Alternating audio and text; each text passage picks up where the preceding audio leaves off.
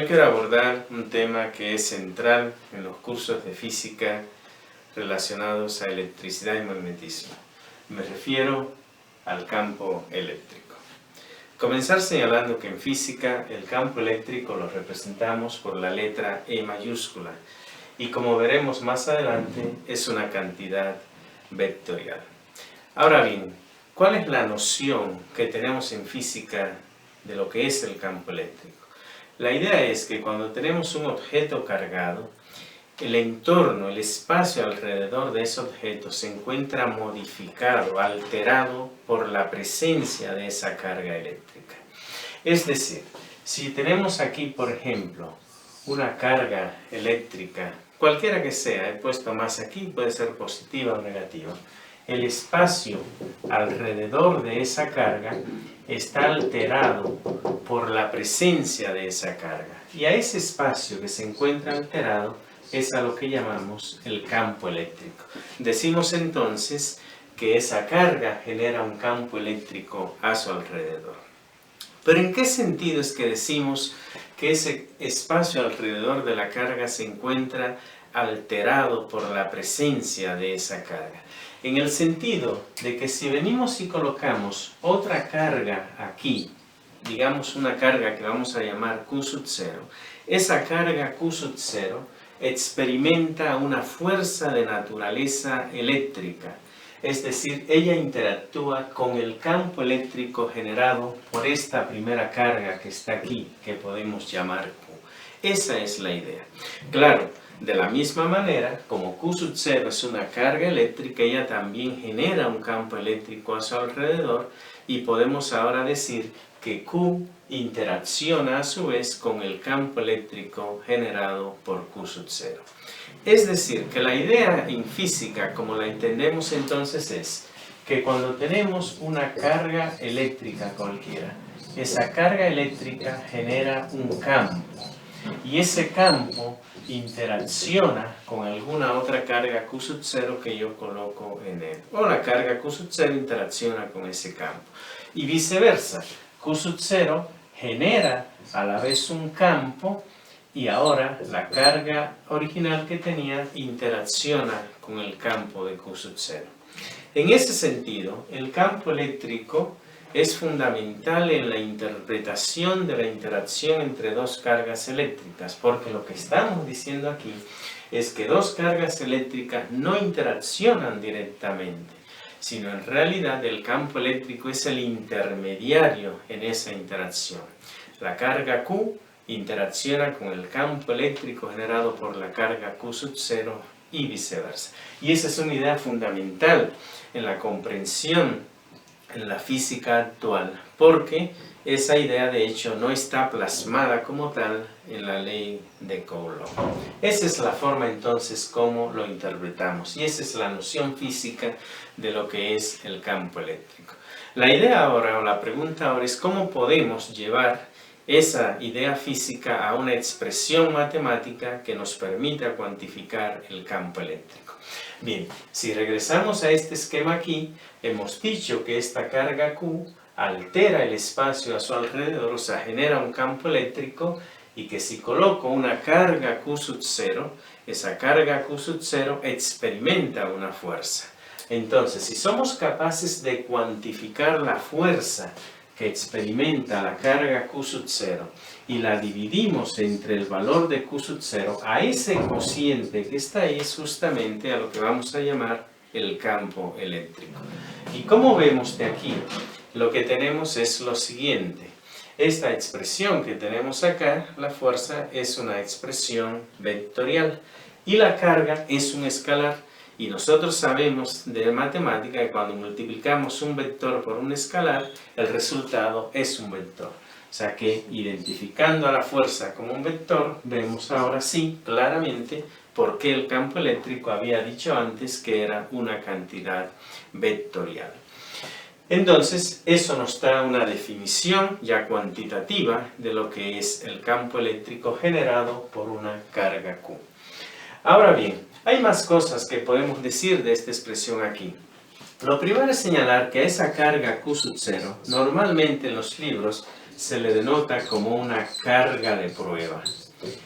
Esa carga de prueba, si te das cuenta, funciona como si fuera nuestro detector del campo eléctrico. Colocamos la carga de prueba Q sub 0 aquí para sentir, medir el campo eléctrico que la carga Q genera en ese entorno.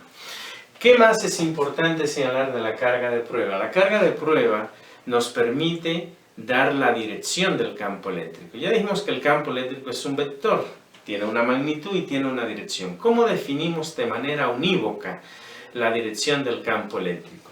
Vamos a asumir entonces que la carga de prueba es una carga positiva. Por convención, así lo vamos a asumir.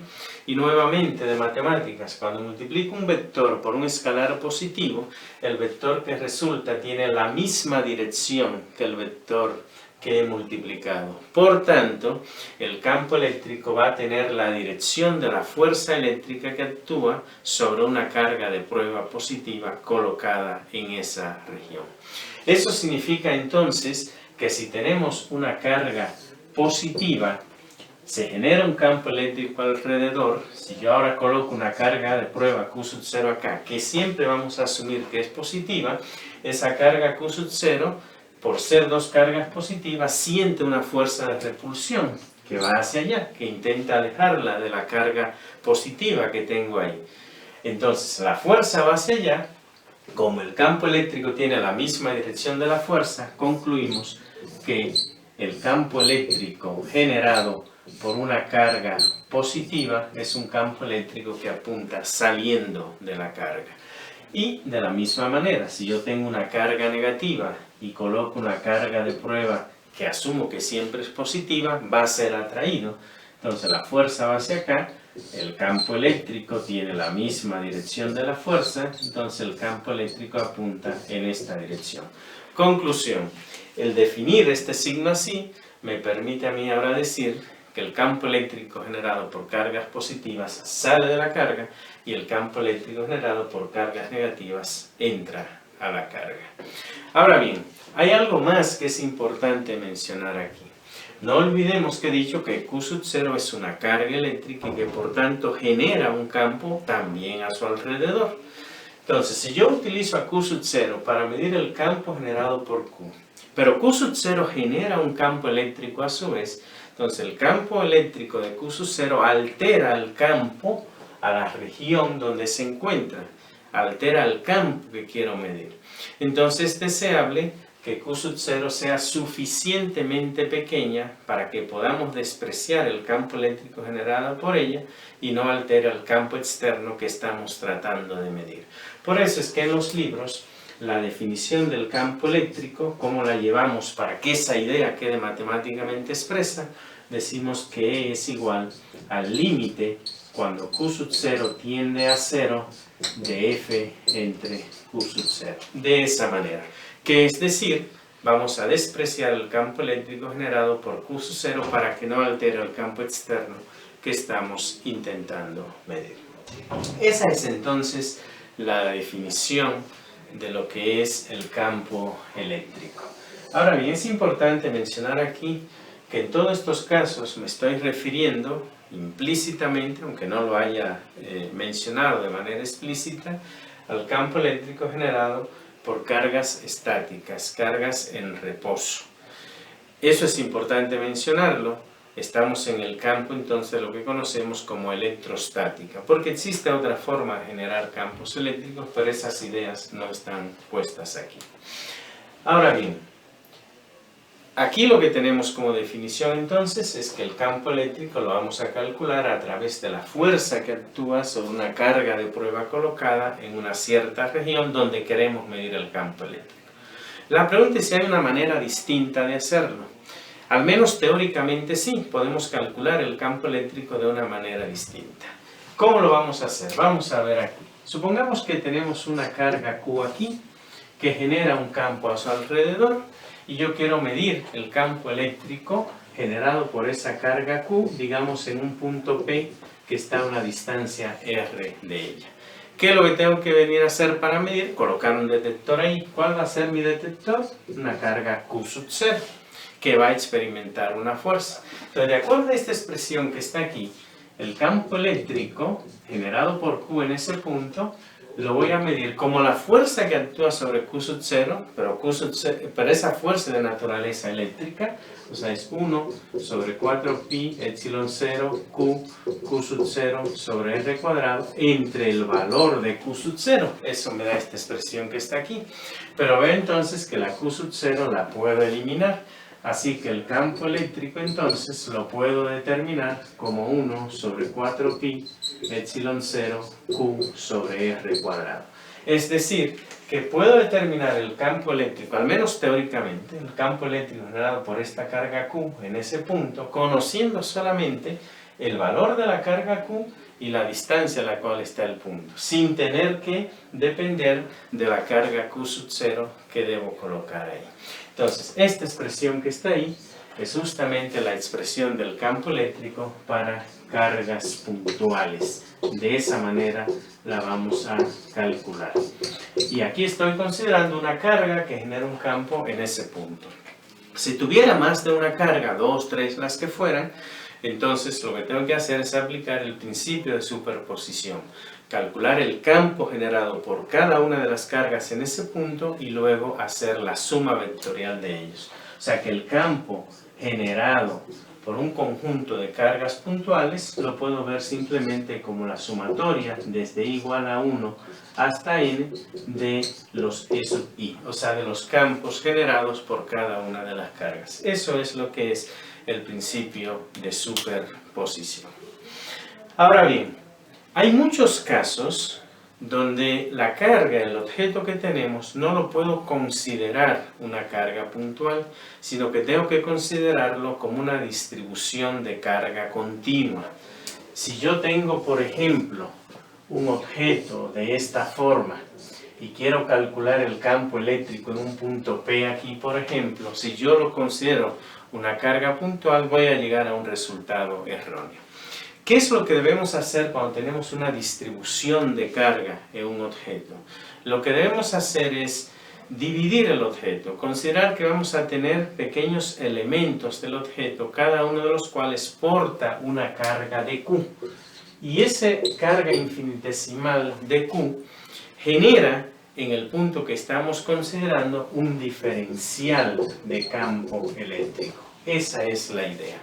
Y ahora lo que tenemos que hacer en teoría es calcular esos diferenciales de campo generados por cada uno de esos de Q y aplicar el principio de superposición. Es la misma idea que está aquí, sumar todos esos diferenciales para obtener el campo total. O sea que el campo total lo vamos a obtener como la suma de todos los diferenciales de campo, solo que esa suma ahora se convierte en una integral. De esta manera que tenemos ahí. Una suma es equivalente a una integral vista en ese sentido, o sea que esto no es más que la aplicación también del principio de superposición de una manera más generalizada. Eso es lo que tenemos. Esas distribuciones de carga pueden ser de diferentes formas, pueden ser distribuciones lineales de carga, o sea puedo tener una línea de carga. En el caso de que tenga una línea de carga, voy a considerar, supongamos que tenemos aquí un elemento que consideramos unidimensional. Entonces voy a considerar un diferencial de longitud. Ese diferencial de longitud porta un diferencial de carga y ese diferencial de carga que porta ese diferencial de longitud va a estar dado como lambda de S, de esa manera. O sea, una cierta constante en principio si asumimos que la carga está distribuida uniformemente. Si la carga no estuviera distribuida uniformemente, la lambda no tendría que ser constante. Pero en la mayoría de los problemas podemos asumir que sí lo es. Entonces esta lambda es una densidad lineal de carga, o sea, carga por unidad de longitud. Y si la carga está distribuida uniformemente, entonces esa lambda la podemos calcular como una constante que es la carga total entre la longitud total. De esa manera lo podemos hacer. Entonces cada diferencial de carga porta una carga que está dada por esa densidad lineal de carga por un diferencial de longitud de S. Debo resolver el problema calculando el diferencial de campo generado por ese diferencial de Q y luego integrar, o sea, sumar a lo largo de la longitud de la línea de carga para obtener el campo total en el punto de observación. Si en lugar de tener una línea de carga tuviéramos una superficie, por ejemplo, algo como ese esquema que he dibujado ahí, entonces podemos dividir en diferenciales de área la superficie y cada diferencial de área transportará una carga de Q que es igual a una densidad superficial ahora de carga que llamamos sigma por diferencial de área. Nuevamente esa sigma será constante si toda la carga está distribuida uniformemente, en cuyo caso será igual a la carga total entre el área total. Si la carga no está distribuida uniformemente, la sigma no será constante.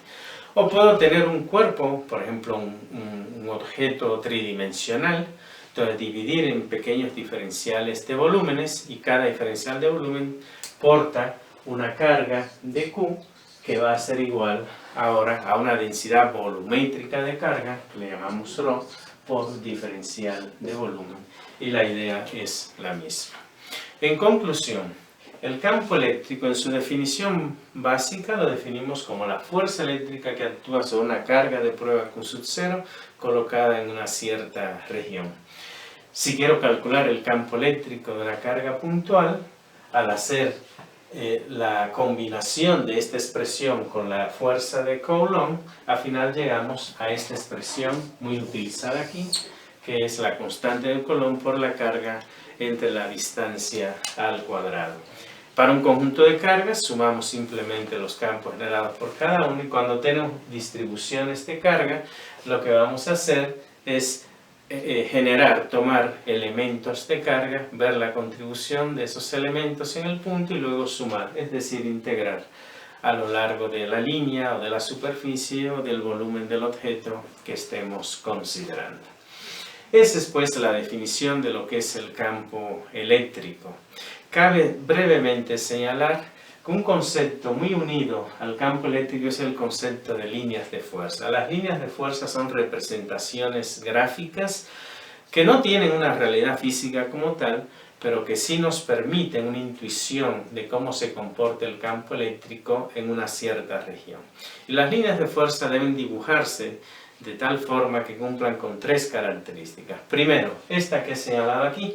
Las líneas de fuerza salen de las cargas positivas y entran hacia las cargas negativas. Segundo, la dirección del campo eléctrico en un punto cualquiera es la tangente a la línea de fuerza en ese punto. Y tercero, las líneas de fuerza se dibujan de tal forma que donde la concentración de líneas de fuerza por unidad de área transversal sea mayor, ahí el campo eléctrico es más intenso. Y se ve claramente aquí.